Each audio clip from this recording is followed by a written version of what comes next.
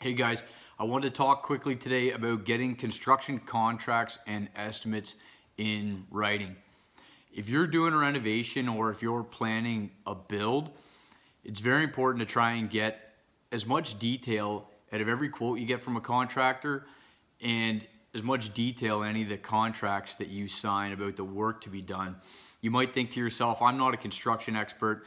I can't write up a contract. I'm going to rely on whatever this trade supplies to me.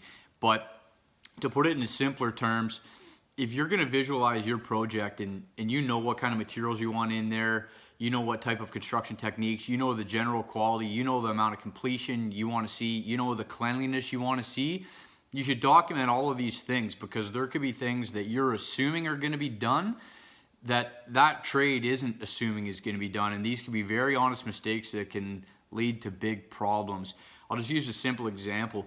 Some framers aren't used to installing the tie par at the time of building and standing their walls. Some sites, they get the siding crews or the masonry crews to do it at the time that they come along. So there could be a framing crew that you hired that's been working for a builder for 2 years and they never installed the tie par once.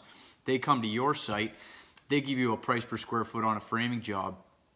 You take that quote, it's very loosely outlined about what they're gonna do. You don't upgrade it at all. You guys agree to go ahead, and you come to your house after the first day and see that there's no tie bar on the walls.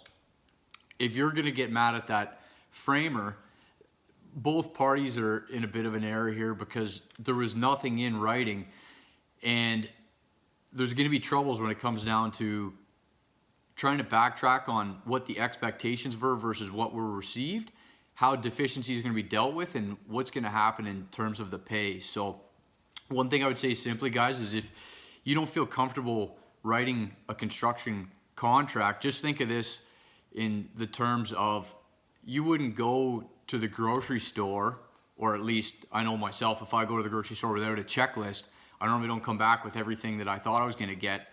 So why would you do a renovation or build a home without a checklist? And if you can write a checklist for yourself about everything that you want to see done out of each trade, including down to notes such as sweeping the floor when they leave, if you can write that on a notepad on paper or a notepad on your phone in the same manner that you would write a grocery list in detail of what you want to walk out of that store with, then you can write something that's comprehensive enough to be better than a verbal contract or no contract at all.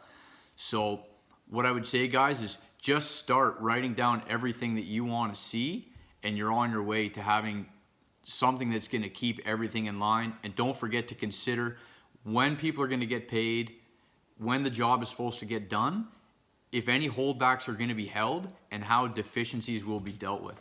Thanks, guys.